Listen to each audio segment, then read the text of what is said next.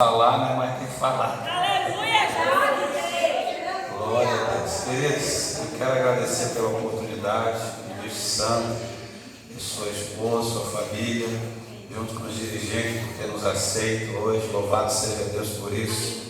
Estamos à disposição. Depois daqui, se precisar, estamos por aqui. Amém? E até em termos de som, se eu precisar, a gente, microfone, pode ficar à vontade, pastor. Nós somos uma só congregação em Cristo Jesus. Placa não salva ninguém. Eu sou do Ministério Evangélico Quadrangular, ali no bairro Novo, ao lado do campo. Atrás de Baratinho, alguém já foi por lá? Um dia desse, na Alameda. E dia 12 do mês que vem, vai fazer 6 anos que eu estou morando aqui em Santa Bárbara. Foi um mistério de Deus para me vir para cá.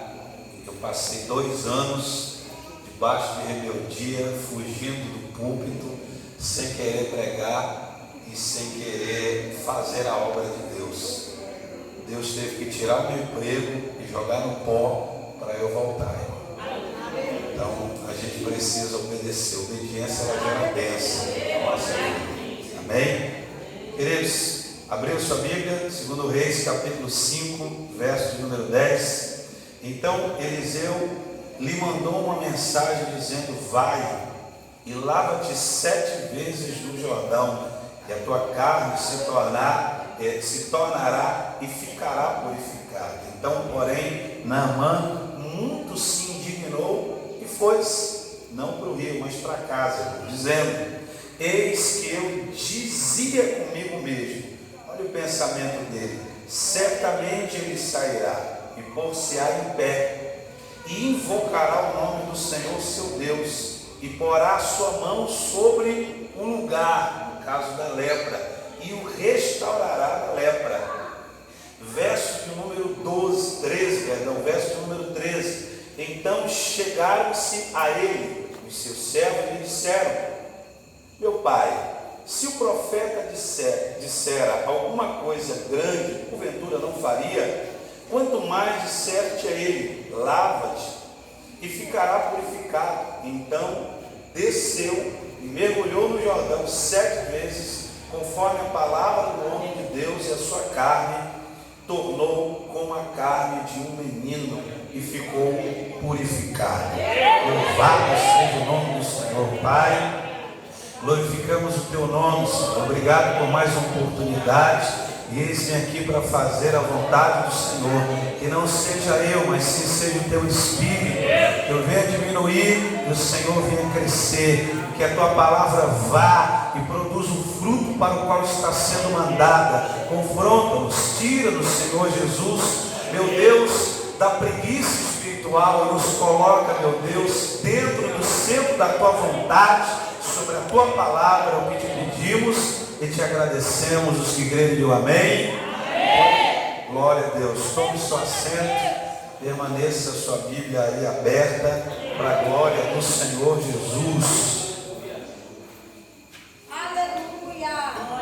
Queridos, o verso número 10 e o 11, a Bíblia diz que Eliseu mandou um mensageiro dizer para ele o seguinte: diga para ele se lavar 7 vezes. No verso número 11, eu me vejo como muitas pessoas também chegam na igreja com esse mesmo pensamento. Todas as vezes que nós chegamos a um homem de Deus, à igreja, ou a um congresso, seja um ambiente que Deus está e que você precisa de um milagre, sempre nós chegamos com um pensamento: que as coisas vão acontecer do meu jeito. Essa é a nossa característica muitas das vezes, e várias vezes nós nos decepcionamos, não com Deus, mas às vezes com a maneira que Ele trabalha. Por quê, pastor? Porque Ele faz dessa forma para quebrar o meu eu, e às vezes até alguns paradigmas no nosso meio. Esse homem chega diante do homem de Deus e diz o seguinte: eu achava que ele ia sair, eu achava que ele ia dar paz do Senhor, pelo menos para mim. Eu achava que ele ia pelo menos colocar a mão na minha cabeça, na ferida, profetizar, falar em línguas. Eu achava que ele era um homem de Deus. Porque eu acho que a conduta desse cara que está aí, que se diz um homem de Deus, não é correta aos meus olhos, disse o rei. Porque eu achava que ele ia sair de maneira humilde, mas não, irmão. Deus já havia falado com Eliseu acerca da soberba de Naamã. Eu não sei se você já ouviu falar no cantor Lázaro, que já até faleceu, Jesus o levou. Ele conta a história de que quando ele se converteu, o primeiro dia que ele se converteu, no segundo dia ele esperava toda a igreja na casa dele. E ninguém foi, irmão. Ele ficou indignado, terceiro, quarto, quinto dia. No sexto dia, que já era domingo, ele chega no pastor e disse: o que está acontecendo com essa igreja? O pastor disse: por quê? Porque ninguém foi me visitar. Eu aceitei Jesus naquele dia, ninguém foi perguntar como eu estou, aonde eu moro, em que situação eu me encontro. E o pastor disse para ele, disse: você está passando pela rua, Deuteronômio capítulo 8, Deus está te humilhando para provar o que existe no teu coração. Algumas situações, irmãos, nós vamos passar, porque nem tudo é como eu quero. Só porque eu sou pastor, só porque eu sou diácono, só porque eu oro todos os dias e jejum todos os dias, nem tudo será como eu quero. Eu não controlo o céu, irmão, mas há um Deus que se chama Senhor. A palavra Senhor significa dono, e dono é aquele que controla todas as coisas. Ele é o Senhor da minha vida, é Ele que controla, é Ele que muda, é Ele que mexe as peças da minha vida. Não sou eu, irmão. Como eu te disse, eu pensava em trabalhar, eu pensava em ganhar o meu dinheiro, eu pensava em sustentar minha família. Deus foi lá tirar meu emprego. Você não é que eu te quero. Eu te quero na minha casa, evangelizando, fazendo missões. Nada é como você imagina que será, queridos. E o mais interessante é que ele vai com ciclo de ouro, ele vai com roupa, como abordou o pastor. Ele esperava que aquelas pombas seriam soltas quando Eliseu saísse da casa, aquela maneira magistral dele descer do cavalo, e aquele tapete vermelho. Ele esperava aplauso e disse: o grande Naamã está descendo do seu cavalo, vamos recebê-lo. Oh, Eliseu, sai de sua casa, porque o soberano de guerra, homem grande em batalha, nunca perdeu uma batalha, está na porta de sua casa. Estava lá Eliseu sentado em sua cadeira, tomando seu café, disse: fala para ele só mergulhar 7 vezes e voltar aqui amanhã e me contar o resultado da coisa. Ele ficou indignado, irmão. Você já chegou e um pastor disse assim: pastor, ora por mim. E o pastor disse: você já está curado, irmão. Mas como assim, pastor? O senhor não vai impor as mãos sobre a minha cabeça? O senhor não vai visitar minha casa? Isso não é de Deus. Nem tudo é como você quer, irmão. A Bíblia diz que tinha um homem, um centurião, que tinha uma filha que estava doente. E Jesus chega nele, ele chega até Jesus e disse: vá até a minha casa. Eu disse: a sua filha está curada, o seu filho está curado. A Bíblia diz que ele corre para a sua casa. Ao chegar no portão da sua casa, ele aborda o seu servo e diz: cadê o meu filho? Ele disse: está curado. Que hora ele foi curado? Tal hora. Aí a Bíblia diz que ele pensa: foi a mesma hora que Jesus falou a palavra dizendo: está curado o teu filho. Jesus impôs as mãos, Jesus fez meia hora de oração. Ele não fez o que aquele homem queria, mas fez aquilo que lhe deu vontade de fazer. Deus não faz o que eu quero, mas Ele faz o que eu preciso, irmão, no exato momento. A igreja ou os pastores não são os teus fantoches. Eles não vão fazer o que você quer que eles façam. Eles são dirigidos por Deus. Dão a palavra baseada naquilo que Deus falou em oração de madrugada, e tudo aquilo que Deus fala a eles. Faça, irmão, obedeça, e o Senhor irá te abençoar em tudo que você fizer. E a Bíblia diz o seguinte, verso de número 14: então desceu e mergulhou 7 vezes conforme a palavra do homem de Deus. Só que antes disso ele disse o seguinte: o seu servo chega até ele e diz: se ele te pedisse algo difícil, o senhor não faria? Parou e disse: realmente eu faria. Então, porque o senhor não quer mergulhar simplesmente 7 vezes, só 7 vezes? Ele não lhe pediu dinheiro, Senhor. Ele não mandou o Senhor jejuar. Ele não mandou o Senhor cavalgar 7 horas. Não, ele mandou o Senhor dar 7 mergulhos. O Senhor é um varão de guerra. Coisas piores que eu faria, mas isso não faz, Senhor. Pare e pense, Senhor. É algo facílimo de fazer. Agora imagina a cena, irmão. Ele tem que tirar sua roupa, descer de seu cavalo e mergulhar no Jordão, que era uma água suja. Descer do salto, do pedestal, abandonar toda a sua glória e se despir diante de todos os seus soldados e servos. Você imagina essa cena, irmão? Ele teria que se lavar em água suja para limpar o seu orgulho, e teria que tirar as suas vestes para tirar qualquer capa de soberba que havia sobre a vida dele. Por isso que a Bíblia diz o seguinte no verso número 14, diga assim comigo: então desceu. Então desceu. Você quer ver algo em sua vida e em sua carne, materialmente falando? Você quer ver uma transformação de Deus? Desce, irmão. Aleluia. Desce. Jeremias capítulo de número 18, o verso de número 3 em diante, o verso de número 2, ele disse: e desci a casa do oleiro, e vi a sua obra sendo feita. Diga: desci. Desci. E vi a obra de quem, igreja? Você quer ver Deus operar? Você quer ver a obra de Deus sendo feita com as próprias mãos dele? Desce, irmão. Desce do salto. Baixa o tom. Desce do teu carro. Você acha que se você sair do ciclo de oração, o ciclo de oração vai acabar? Você acha que se você parar de cantar, o louvor vai acabar? Deus não precisa de moleta, irmão. Ele é suficiente para a igreja. Se sai um, ele manda 5. Deus não precisa, meu irmão, do Fábio. Ele precisa simplesmente da obediência do Fábio. Se o Fábio não quiser, ele levanta outro. Ele não precisa de moletas.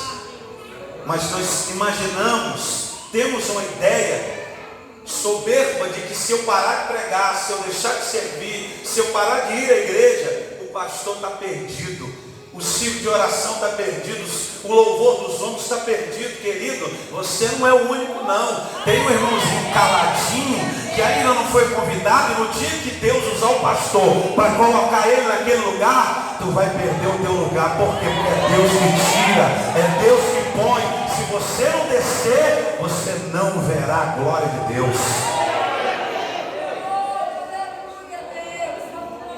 Se existe um lugar, irmão, praticamente, eu não quero generalizar aqui, que às vezes é dividido, é a igreja. Por quê, pastor? Porque você quer conhecer, esse ditado é velho, irmão. Quer conhecer uma pessoa? Dê poder para ela, e depois tu tira. Aí tu vai ver o diabo de chifre e de garfo. Porque nós achamos que aquilo não poderia acontecer, pastor. Isso não poderia acontecer. Ninguém pode fazer isso comigo. E quem é você, irmão? Me diz, quem tu és? Eu sou da Quadrangular. Você sabe que nossa igreja ela tem alguns regimes estranhos. Mas eu não me adapto com algumas coisas. Quando eu entrei na igreja, tinha algumas festas. E eu me adaptei com elas e fiz. E aí veio uma profeta e disse: para, porque tu está profanando a casa de Deus. Eu, por ser pastor, eu rejeitei na hora. E foi aí que foi a minha queda. Resumindo, eu sempre achava assim, não, Deus, ei Deus, você está falando comigo? Ei, peraí, sou eu, Deus. O senhor sabe quem sou eu? Não tem ninguém aqui, a não ser, você me conhece, Senhor? Peraí, eu sou aquele que está morando de madrugada, aquele que jejuou 21 dias. O senhor está lembrado de mim, Deus? Peraí. Não, eu não estou profanando o altar de Deus, ele se está assim. Mas pela nossa posição, irmão, nós nunca abaixamos, como dizia minha mãe, o pessoal do interior, a nossa crista, né? Por ser uma pessoa de oração, de palavra, de unção e de poder, você acha que não cai? Cai, irmão. E principalmente o orgulho nos derruba e de rasteira feia. E aí um belo dia eu briguei com minha esposa sobre isso, num domingo, depois do culto. E aí ela foi dormir zangada e eu fiquei na sala. E eu fui orar, me achando dono da razão. E aí eu só ouvi uma vozinha que me deu, né, uma tesoura voadora, um box. E disse, quem tu acha que é? Quem tu pensa que é? Eu não orei mais, irmão, só chutei. Porque a gente olha, né, pastores? Quem tu acha que é, querido? Tu acha que tu está aí por quê? Quem te colocou aí? Você acha que você é melhor do que o meu povo? A Bíblia diz, em 2 Crônicas 14, 2, a Bíblia diz, entendendo Davi que o seu reinado havia sido confirmado, Deus manda exército. A Bíblia diz que Deus confirmou o reinado de Davi por amor a Davi, igreja, não por amor ao seu povo. Deus só deu aquela grandeza por Davi porque ele amava o povo dele. Amava Davi sim, mas o crescimento era por causa do povo. Era como se Deus estivesse dizendo, esse fato você está crescendo, não é por causa de ti não, é por causa do meu povo. Eu estou te repreendendo por causa do meu povo, porque se eu não te repreender, todos vão ficar desgarrados sem pastor. Aí tu tem que descer do salto, né, irmão?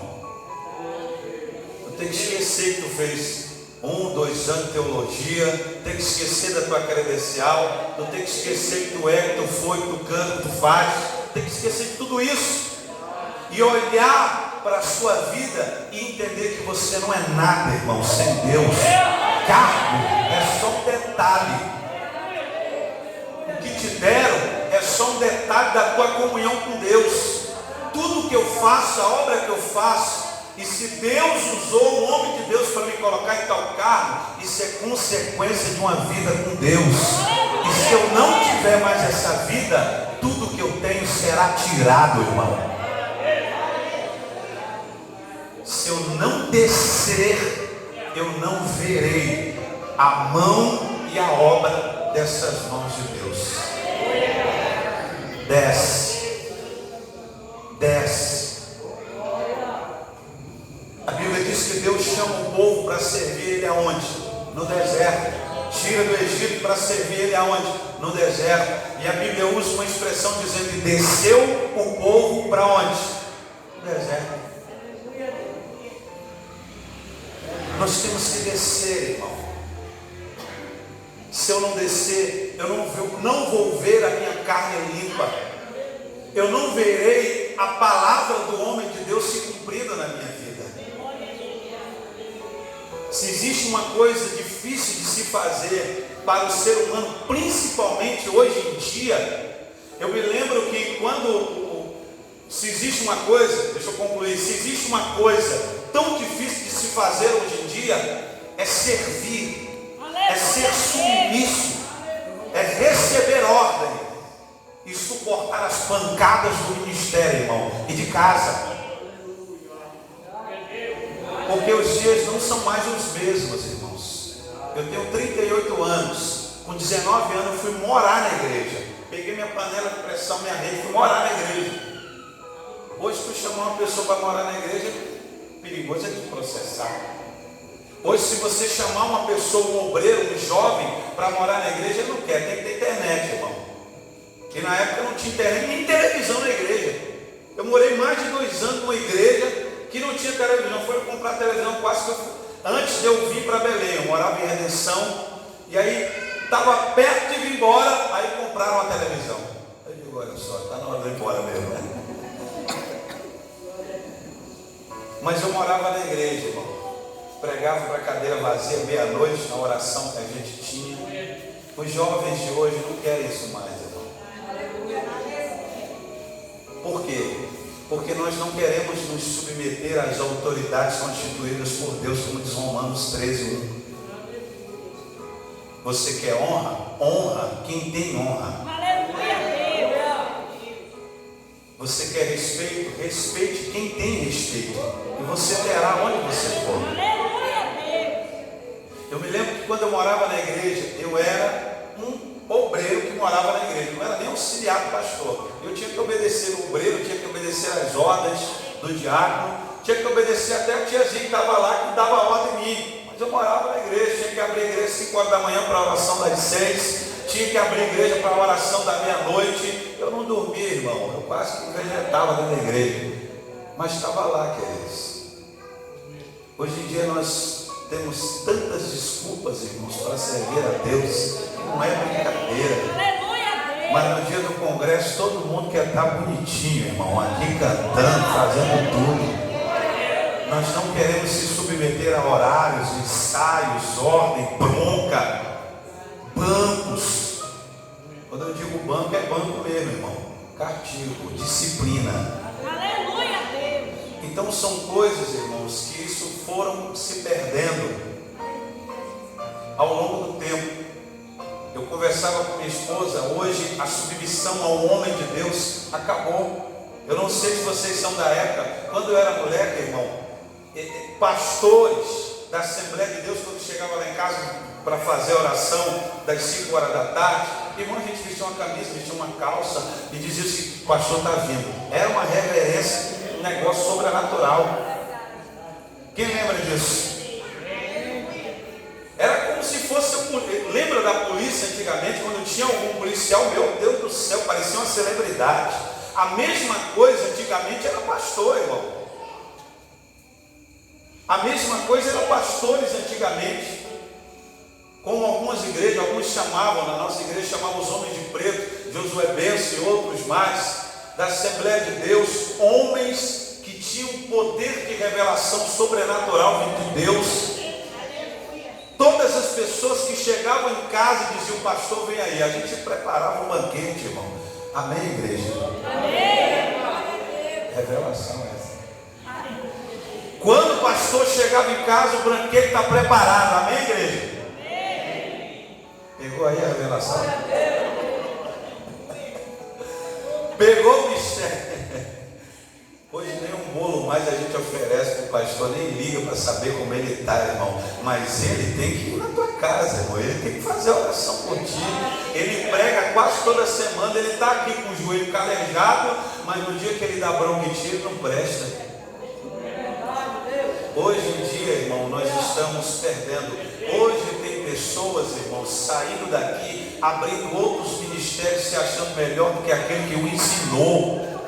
Gálatas, capítulo de número 5, verso 3, ele diz, reparta os teus bens com aquele que te ensinou. Hoje isso se perdeu, irmão. Hoje os pastores são tratados de qualquer jeito. O orgulho que domina no nosso meio evangélico fez com que algumas autoridades foram perdidas. Você está entendendo isso, irmão? Como disse o próprio Paulo, alguns são líderes de si mesmo e falam como as crianças falavam antigamente. Nem meu pai fala assim comigo, nem minha mãe usa esse tom de voz comigo. Eu me lembro que quando eu era jovem, eu cortei o meu cabelo, né, e fiz um risco aqui.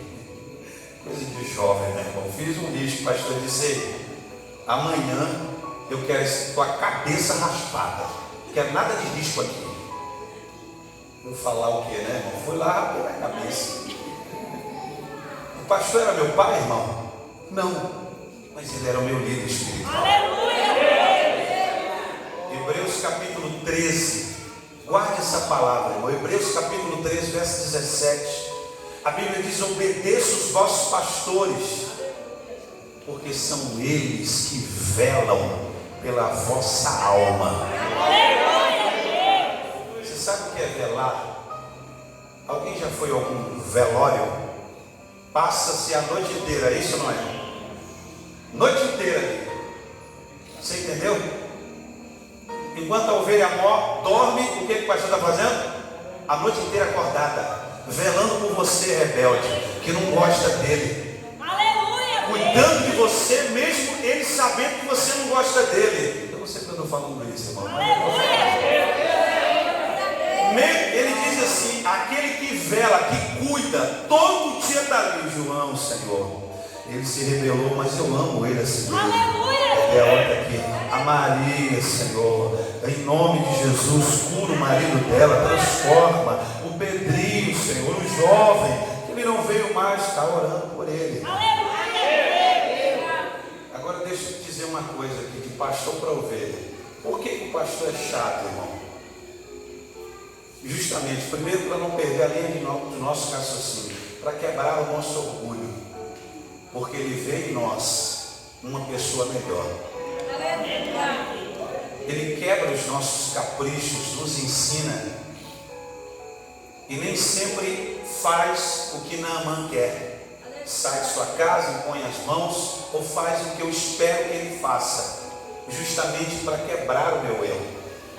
Porque nós velamos pela alma de vocês, irmãos.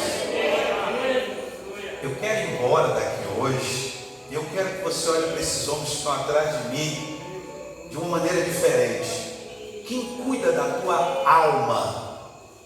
A tua alma é de Jesus, amém? Mas quem é que cuida dela aqui? É o pastor. É ele que cuida dela.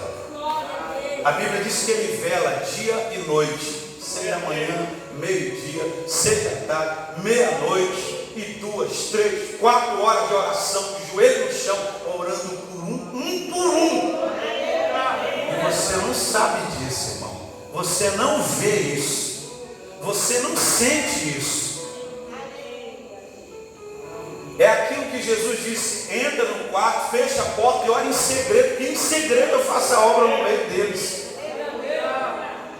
Quando Deus disse velo pela alma deles, porque eles hão de prestar conta de um por um de vocês. Além da esposa e dos filhos, irmão, a carga é maior. Ele ainda vai ter que prestar conta das ovelhas, irmãos. Aquelas que não gostam dele, aquelas que não obedecem, aquelas que amam ele, aquelas que nunca abandonaram ele, vai ter que prestar conta de todo mundo. É por isso que existem pastores depressivos, se matando, desistindo, que não aguenta mais, irmão. A carga do velar, a carga do cuidar é muito maior do que você imagina. Não só tem um cargo só, o pastor tem vários, irmãos. Ele é pastor, psicólogo, ele é pai, às vezes até mãe. Ele é quase tudo na igreja. Dê o valor que você precisa. O custo da mensagem mudou, eu não sei porquê, mas o Deus que nos trouxe aqui sabe. E aí a Bíblia diz que ele desce. Ele desce e mergulha. Pela 7ª vez ele olha para a sua pele e está como se fosse uma criança. Ele é outro homem. Ele tem outra fisionomia praticamente. A sua pele muda, tudo muda nele, porque ele obedece a palavra do homem de Deus. Desce, irmão, e você vai ver o que Deus vai fazer na tua vida. Obedece, irmão, e você verá o poder da obediência. Enquanto eu ficar me debatendo, enquanto eu ficar me beliscando, enquanto eu ficar resistindo, eu não verei essa mão operando na minha vida. Porque eu vou te dizer uma coisa, queridos. A Bíblia diz em Isaías capítulo 6, vamos lá, eu encerro aqui. Isaías capítulo número 6. Em nome de Jesus eu quero orar por você daqui a pouco. Isaías capítulo número 6. No ano em que morreu o rei Uzias, eu vi ao Senhor assentado sobre o alto e sublime trono. Glória a Deus. E o seu cetro enchia o templo, e os serafins estavam acima dele. Cada um tinha 6 asas, com 2 cobriam o rosto, e com 2 cobriam os pés, e com 2 voavam, e clamavam uns aos outros, dizendo: Santo, Santo, Santo é o Senhor dos exércitos, toda a terra está cheia de sua glória. Aleluia. Diga assim comigo: no mesmo ano que o rei Uzias morreu, eu vi o Senhor. Uzias era tio de Isaías, irmãos. Uzias era a personificação do orgulho. Ele era soberbo em pessoa, a ponto de ele morrer numa casa abandonada, cheio de lepra, porque ele se opôs contra os sacerdotes, que a Bíblia diz que eram homens grandes e fortes, talvez até maior que eu. Ele resiste. Quem era rei era simplesmente rei, e quem era sacerdote era sacerdote. Rei e sacerdote só existe um, irmão: Jesus Cristo, o nosso Salvador. E os dias quis tomar o lugar dele antes mesmo dele chegar, e Deus disse: não, só existirá um rei e sacerdote, o meu filho. E os sacerdotes se colocam à porta do templo e dizem: eu quero oferecer incenso, eu posso sim fazer o trabalho do sacerdote. Isso aqui você não era. E os sacerdotes o resistiu. Diga: Deus resiste. Quem, irmão? Quem, irmão? Deus resiste quem? O soberbo, mas dá graça aos humildes. Deixa eu só dar um piteca aqui para você acordar. Tem algumas portas que não estão fechando por acaso. Não é o diabo não, irmão, é Deus resistindo. Tem algumas coisas que estão sendo impedidas na tua vida. Não é o diabo não, irmão, é Deus se colocando à porta para ela não abrir. Por quê, pastor? Porque tem alguma área da minha vida que eu preciso me despir, que eu preciso descer do cavalo, que eu preciso deixar todo o ouro e toda a prata e entender que apesar de eu ser leproso, eu tenho que descer, irmão. E os dias não entendeu isso, mas a Bíblia diz que ele morre sozinho em uma casa abandonada. E o cara era rico, irmão, sabia fazer armas modernas, não perdia uma batalha, mas morreu sozinho. Porque Jesus disse que o grão de trigo, se ele não cair, se ele não descer até a terra, ele não morre, e ele não germina, e em seguida não dá fruto. Tem que descer, irmão. Tem que descer. Tem que descer. E a Bíblia